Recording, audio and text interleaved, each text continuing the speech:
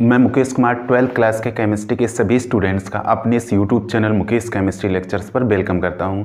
बच्चों, आज के इस लेक्चर में मैं आपको जो टॉपिक पढ़ाने जा रहा हूं उसका नाम है DL विन्यास, DL कॉन्फ़िगरेशन। तो बच्चों, आप अपनी कॉपी और पेन के साथ रेडी हो जाएं इस टॉपिक को समझने के लिए और इसका नोट्स तैयार करने के लिए। तो ठीक है बच्चों, स्टार्ट करते हैं DL विन्यास को। DL विन्यास, DL कॉन्फ़िगरेशन।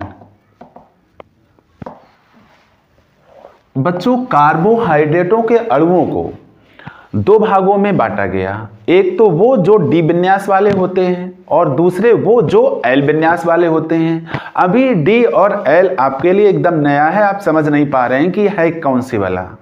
तो बच्चों, एक साइंटिस्ट थे रोजेनहॉफ। रोजेनहॉफ ने कार्बोहाइड्रेटों के अणुओं को दो भागों में बांट दिया। एक तो वो कार्बोहाइड्रेट अणु जिनके पास डी विन्यास है और दूसरे वो कार्बोहाइड्रेट अणु जिनके पास एल विन्यास है। इसका उन्होंने आधार माना सबसे जो सरल मोनोसैकेराइड है जिसका नाम है ग्लिसरैल्डिहाइड। उसके विन्यास को आधार मानते हुए उन्होंने सारे कार्बोहाइड्रेट अणुओं को दो कैटेगरी में बांट दिया। पहली कैटेगरी डी कैटेगरी, दूसरी कैटेगरी एल कैटेगरी। तो सबसे पहले बच्चों, ग्लिसरैल्डिहाइड का विन्यास क्या है इसके बारे में डिस्कशन करते हैं। बच्चों, ग्लिसरैल्डिहाइड जिसका कि अणुसूत्र है C3H6O3, इसका मैंने आपको स्ट्रक्चर बताया था पिछले लेक्चर में कि इसमें 3 कार्बन हैं। ऊपर वाला कार्बन एल्डिहाइड ग्रुप में कन्वर्ट कर दीजिए, नीचे वाला कार्बन CH2OH में कन्वर्ट कर दीजिए। अब ये जो बीच वाला कार्बन है इसकी 2 वैलेंसी फ्री हैं। इन दोनों वैलेंसी को हम H और OH से सेटिस्फाई करते हैं। तो मैंने आपको बताया था कि दाईं तरफ OH जोड़ते हैं और बाईं तरफ H जोड़ते हैं। लेकिन बच्चों, ये तो ठीक है, मोस्टली ऐसा ही इसका स्ट्रक्चर बनाया जाता है। अब रोजेनहॉफ ने क्या देखा? रोजेनहॉफ ने ये देखा कि नहीं, इसमें हम कुछ परिवर्तन कर सकते हैं। और वो परिवर्तन क्या है? उन्होंने कहा नहीं, ऐसा करते हैं, OH को उठा के लेफ्ट हैंड साइड में करते हैं और H को राइट हैंड साइड में करते हैं। तो अब इसके अलावा और इसका कोई विन्यास पॉसिबल नहीं है। तो ये 2 विन्यास पॉसिबल हैं। तो रोजेनहॉफ ने इनका नामकरण कर दिया। रोजेनहॉफ ने कहा कि वो ग्लिसरैल्डिहाइड का वो विन्यास जिसमें OH दाईं तरफ होता है उसको हम डी विन्यास वाला ग्लिसरैल्डिहाइड कहते हैं, यानी कि डी ग्लिसरैल्डिहाइड कहते हैं। ग्लिसरैल्डिहाइड क्या कहते हैं बच्चों? डी ग्लिसरैल्डिहाइड। और दूसरा विन्यास जिसमें OH है बाईं तरफ, उसका उन्होंने नामकरण कर दिया एल ग्लिसरैल्डिहाइड। क्या कर दिया? एल ग्लिसरैल्डिहाइड। अब बच्चों, इससे छोटा तो कोई कार्बोहाइड्रेट का अणु है ही नहीं। सबसे छोटा ये कार्बोहाइड्रेट अणु है कौन? ग्लिसरैल्डिहाइड। तो उन्होंने कहा कि ग्लिसरैल्डिहाइड के जो पॉसिबल कॉन्फ़िगरेशन है वो 2 हैं। एक तो डी, एक तो वो जिसमें OH राइट हैंड साइड में है और एक तो वो जिसमें OH लेफ्ट हैंड साइड में है। तो बच्चों, इन्हीं दोनों विन्यासों को आधार मानते हुए ग्लिसरैल्डिहाइड ने अन्य कार्बोहाइड्रेट अणुओं को डी और एल कैटेगरी में बांट दिया। और उन्होंने उसको डिफाइन कैसे किया? उन्होंने अच्छा, इसको डिफाइन कैसे किया, इस सबको समझने के लिए जरा मैं ग्लूकोज का एग्जाम्पल लेता हूं। ग्लूकोज अणुसूत्र क्या है बच्चों? C6H12O6। जरा इसकी स्ट्रक्चर बनाते हैं बच्चों। कितने कार्बन हैं? 3 4 5 5 1 6। बच्चों, मैंने स्ट्रक्चर पिछले लेक्चर में आपको बताना कैसे बनाते हैं समझाया था। तो सबसे ऊपर वाला टॉप वाला कार्बन CHO में कन्वर्ट करते हैं और बॉटम वाला कार्बन CH2OH में कन्वर्ट करते हैं। कितने कार्बन? 1 2 3। ये 3 नंबर वाला है, ये 1 नंबर वाला, ये 2 नंबर वाला, ये 4 नंबर वाला, ये 5 नंबर वाला और ये 6 नंबर वाला। जो बच्चे डायरेक्ट इस लेक्चर को देख रहे हैं सबसे पहले इसका लेक्चर वीडियो नंबर फर्स्ट इस चैप्टर का जरूर देखें, जिससे कि उनको स्ट्रक्चर बनाना समझ में आ जाए। तो बच्चों अब इसके बाद जो बीच वाले जो कार्बन हैं इनकी वैलेंसीज को मैंने कहा था सेटिस्फाई करने के लिए H और OH हम जोड़ते हैं। तो मैंने आपको बताया था कि तीसरे नंबर वाला कार्बन आप ढक लीजिए और सभी में OH जोड़ दीजिए दाईं तरफ और H जोड़ दीजिए बाईं तरफ। जो आपने ढका था अब उसको खोल लीजिए और उसमें OH इन सबके अपोजिट जोड़ दीजिए, यानी कि बाईं तरफ, और दाईं तरफ H को जोड़ दीजिए। तो मैंने कहा था कि ये स्ट्रक्चर हो गई किसकी? ग्लूकोज की। ये स्ट्रक्चर किसकी बच्चों? ग्लूकोज की। और मैंने बताया था कि असममित कार्बन, अब बच्चों सेंटर में आ गया असममित कार्बन, जिसको हम कहते हैं कायरल कार्बन। यहां पर असममित कार्बन 1 है, असममित कार्बन ग्लिसरॉल्डिहाइड में कितना है बच्चों? 1 है असममित। ठीक, यहां पर असममित कार्बन कितने हैं बच्चों? काउंट करो। 1 ये है, मैंने आपको पिछले लेक्चर में बताया था कि इसमें असममित कार्बन ग्लूकोज में है 4। तो रोजेनहॉफ ने यह कहा कि कार्बोहाइड्रेट अणुओं में कार्बोनिल समूह, अब बच्चों कार्बोनिल समूह तो 2 टाइप का होता है, एल्डिहाइडिक और कीटोनिक। तो अगर एल्डिहाइडिक नेचर है तो एल्डिहाइडिक को आप बेस मानिए, अगर कीटोनिक नेचर है तो कीटोनिक को आप बेस मानिए। तो कार्बोनिल समूह से सर्वाधिक दूरी पर उपस्थित असममित कार्बन को आप देखिए, तो यहां कार्बोनिल समूह ये है और इससे अधिकतम दूरी पर जो असममित कार्बन है ये 5वें नंबर वाला है।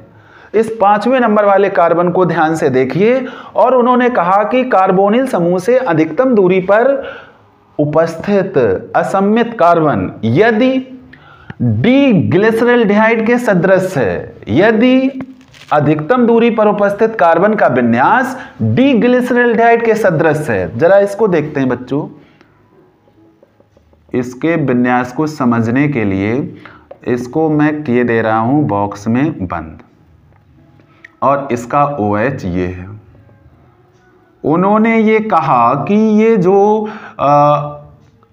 कार्बोनिल समूह है उससे अधिकतम दूरी पर उपस्थित असममित कार्बन का विन्यास अगर डी ग्लिसरॉल्डिहाइड के सदृश है तो वो कार्बोहाइड्रेट हो जाएगा डी श्रेणी का। कैसा हो जाएगा? डी श्रेणी का। और यहां आप जो देख पा रहे हैं यहां पर असममित कार्बन अधिकतम दूरी पर जो है वो 5वां है और इसका विन्यास बिल्कुल डी ग्लिसरॉल्डिहाइड के सदृश है। तो ये बच्चों हो गया डी ग्लूकोज लिखो या ग्लूकोज लिखो, कोई दिक्कत नहीं। अब बच्चों इसमें दूसरी पॉसिबिलिटी क्या हो सकती है, जरा फिर इसको बनाते हैं। CHO COH H COH H COH H C CH2OH 1 2 3 4 5 number वाला ये है। अब मैं लगा देता हूं OH बाईं तरफ और H दाईं तरफ, और अधिकतम दूरी पर जो असममित कार्बन है उसको कर देता हूं, उसके विन्यास को इस डिब्बे में कर देता हूं मैं बंद, और ये है इसका OH। आप जरा इस विन्यास को देखो, ये सामने आपके ग्लिसरॉल्डिहाइड के विन्यास हैं। ये क्या डी ग्लिसरॉल्डिहाइड के सदृश है कि एल ग्लिसरॉल्डिहाइड के सदृश है? तो आपको एक स्पष्ट नजर आ रहा होगा कि इसका विन्यास एल ग्लिसरॉल्डिहाइड के सदृश है। तो रोजेनहॉफ ने कहा कि ये जो कार्बोहाइड्रेट है ये एल श्रेणी का है। तो बच्चों यही इसकी आइडेंटिटी है, यही इसकी डेफिनेशन है कि डी विन्यास वाले कार्बोहाइड्रेट वो होते हैं जिनमें कार्बोनिल समूह से सर्वाधिक दूरी पर उपस्थित कार्बन का विन्यास डी ग्लिसरॉल्डिहाइड के सदृश होता है, और एल विन्यास वाले वो कार्बोहाइड्रेट अणु होते हैं जिनमें कार्बोनिल समूह से सर्वाधिक दूरी पर उपस्थित कार्बन का विन्यास एल ग्लिसरॉल्डिहाइड के सदृश होता है। वो एल श्रेणी के कार्बोहाइड्रेट अणु होते हैं। तो बच्चों अब मैं समझता हूं कि आपको ये कॉन्सेप्ट क्लियर हो गई होगी। अब बच्चों जितनी प्राकृतिक शर्कराएं होती हैं वो सब, यानी कि प्राकृतिक जो नेचुरली शुगर्स होती हैं, प्राकृतिक शर्कराएं होती हैं, वो सब होती हैं बच्चों डी श्रेणी की। जो प्राकृतिक शर्कराएं हैं वो सब डी श्रेणी की होती हैं, वो सब डी विन्यास वाली होती हैं। इसलिए जब कभी भी स्ट्रक्चर बनाने को आती है तो हम लोग ये वाली स्ट्रक्चर बनाते हैं ग्लूकोज की। तो जितनी भी प्राकृतिक शर्कराएं वो सब डी श्रेणी की होती हैं। बच्चों जब आप प्रकाशिक समायोजकता पढ़ते हैं तो वहां पर डी फॉर्म और एल फॉर्म आते हैं, तो वहां स्मॉल लेटर लिखते हैं डी फॉर्म एल फॉर्म। तो यहां डी और एल का मतलब प्रकाशिक समायोजकता वाले डी और एल से नहीं है। वहां डी का मतलब क्या होता है बच्चों? Dextro rotatory. और एल का मतलब क्या होता है बच्चों? लीवो रोटेटरी। एल का मतलब वहां था लीवो रोटेटरी। डेक्स्ट्रो मीन्स दक्षिण ध्रुवण घूर्णक और लीवो मीन्स वाम ध्रुवण घूर्णक या वामावर्त ध्रुवण घूर्णन, दक्षिणावर्त ध्रुवण घूर्णन। तो यहां पर डी का मतलब ये नहीं है और एल का मतलब भी ये नहीं है। तो इन बातों को ध्यान में रखेंगे। अब बच्चों इसे आप बना लीजिए और मैं इसकी थ्योरी बोर्ड पर एक्सप्लेन करने जा रहा हूं। पहले आप इसे बना लें। ठीक है बच्चों, आपने बना लिया होगा। मैं इसे करता हूं साफ और इसकी थ्योरी को करता हूं एक्सप्लेन।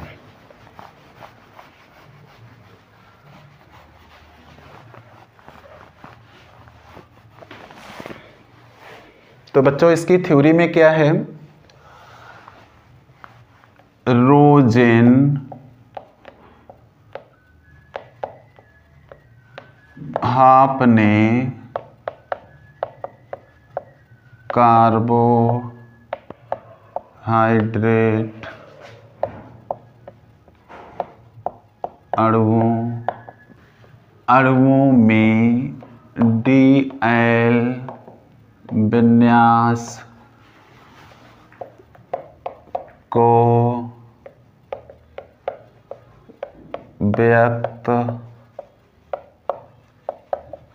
व्यक्त करने के लिए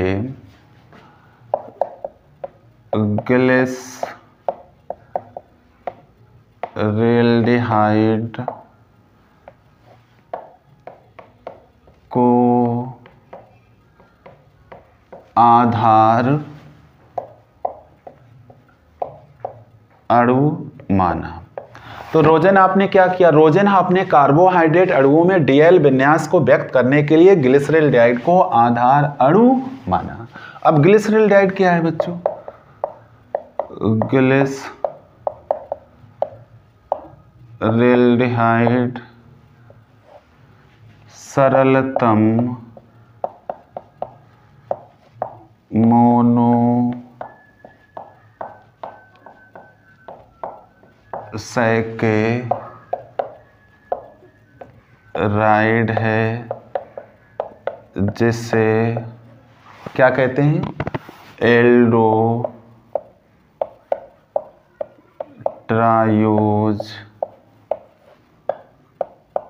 कहते हैं।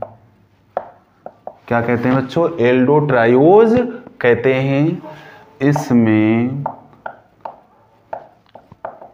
एक असममित यानी कायरल कार्बन परमाणु होता है। कार्बन परमाणु होता है, सामने आपके रखा हुआ है। इसका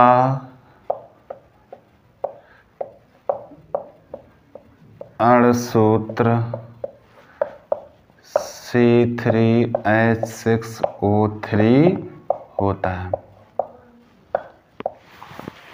अब ये तो बात क्लियर हो गई। तो आगे ग्लिसरॉल्डिहाइड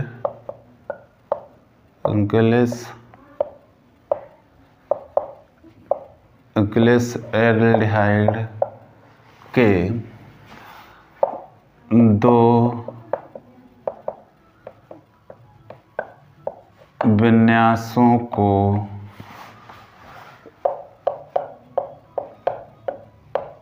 रोज़ेनहॉफ ने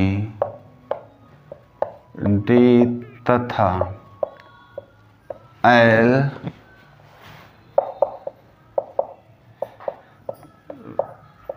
विन्यासों में डी तथा एल विन्यासों में व्यक्त किया। ग्लिसरॉल्डिहाइड के दो विन्यासों को रोज़ेनहॉफ ने डी तथा एल विन्यासों में व्यक्त किया। ये आपके सामने। इसके बाद आप इसको बना लेंगे, डी ग्लिसरॉल्डिहाइड बनाएंगे और एल ग्लिसरॉल्डिहाइड बनाएंगे। ठीक, इसके बाद ग्लिसरॉल्डिहाइड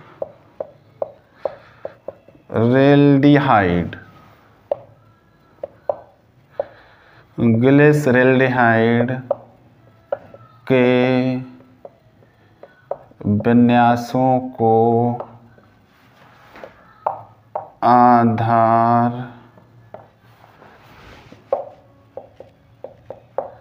मानते हुए रोज़ेनहॉफ ने, किसने बच्चों? रोज़ेनहॉफ ने अन्य सभी कार्बोहाइड्रेट अणुओं को डी तथा एल विन्यासों की श्रेणियों में वर्गीकृत किया।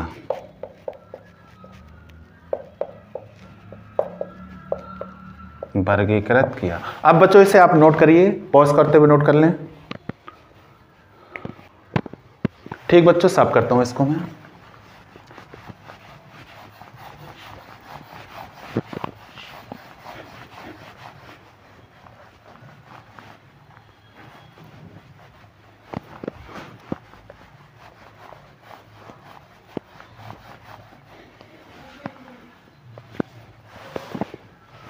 बच्चों, वे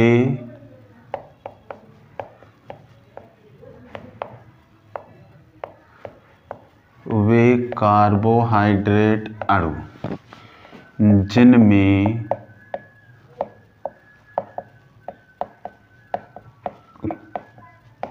कार्बोनिल समूह। अब बच्चों, कार्बोनिल समूह दो प्रकार का होता है, या तो वो कीटोनिक होगा या कैसा होगा बच्चों? एल्डिहाइडिक होगा। कीटोनिक या एल्डिहाइडिक। कार्बोनिल समूह से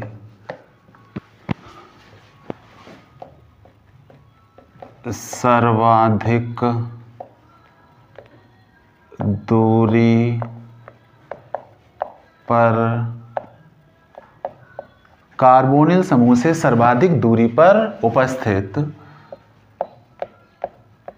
असममित कार्बन, असममित मीन्स कायरल, असममित वे कार्बोहाइड्रेट अणु जिनमें कार्बोनिल समूह से सर्वाधिक दूरी पर उपस्थित असममित कार्बन का विन्यास डी ग्लिसरॉल्डिहाइड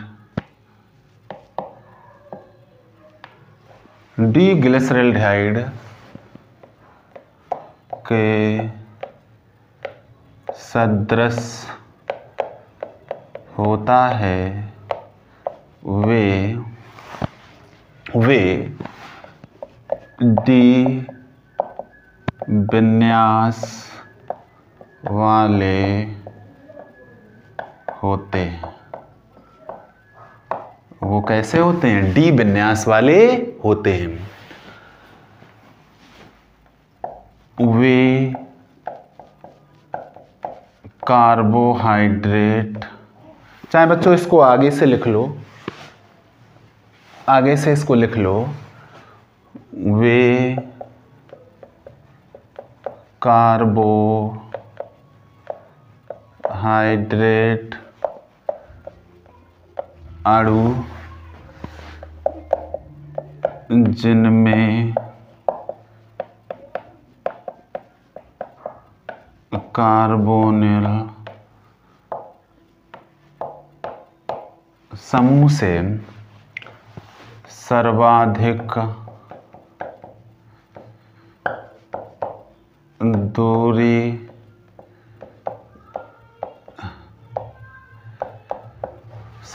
दूरी पर उपस्थित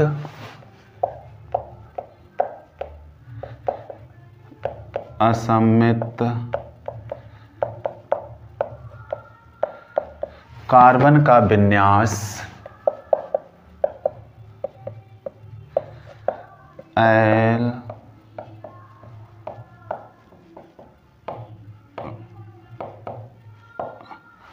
ग्लिसरल्डिहाइड के सदृश होता है, वे एल विन्यास वाले होते हैं, एल विन्यास वाले होते हैं। ये तो बच्चों मैंने इसको डिफाइन कर दिया। इसके एग्जाम्पल्स में बच्चों आप ग्लूकोज के दोनों विन्यास बना देंगे। किसके विन्यास बना देंगे बच्चों? ग्लूकोज के। क्या बनाएंगे? ग्लूकोज के विन्यास बना देंगे और ये आपका कंप्लीट हो जाएगा। इसके बाद बच्चों इसमें कुछ नोट हैं, नोट को ध्यान में रखेंगे। जो प्राकृतिक रूप से शर्कराएं प्राप्त होती हैं वो सब डी विन्यास वाली होती हैं। प्राकृतिक रूप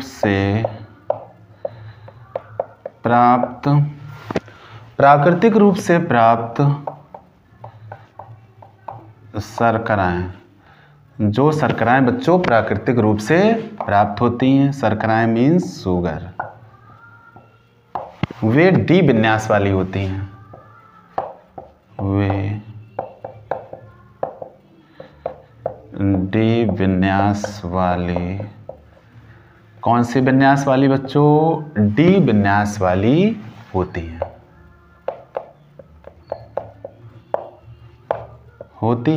जैसे बच्चों, जैसे डी ग्लूकोज,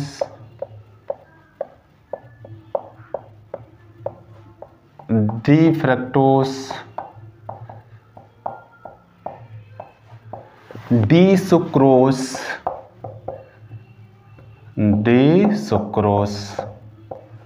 etc।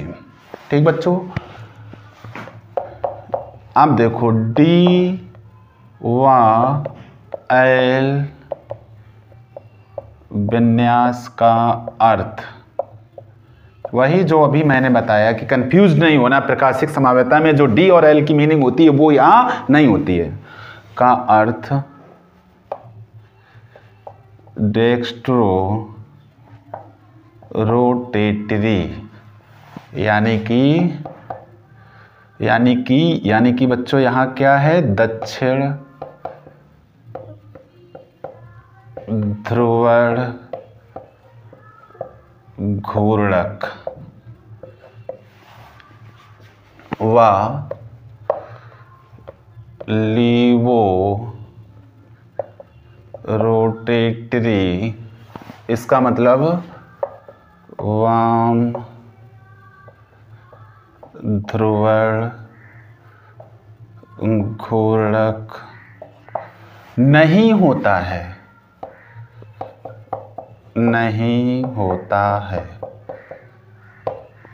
तो इस तरह से बच्चों ये आपका थ्योरेटिकल पोर्शन कंप्लीट होता है।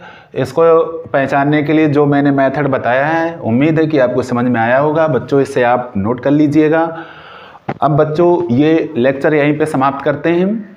उम्मीद है कि आप इसको अपनी कॉपी में लिख करके इसको समझेंगे, स्ट्रक्चर बनाएंगे, डी विन्यास, एल विन्यास का बनाएंगे और लिखने का अभ्यास करेंगे। ऐसे सारे बच्चे जो फर्स्ट टाइम लेक्चर वीडियो को देख रहे हैं और उनको हमारी केमिस्ट्री पसंद आ रही है तो वो चैनल को ज़रूर सब्सक्राइब कर लें। Thank you so much.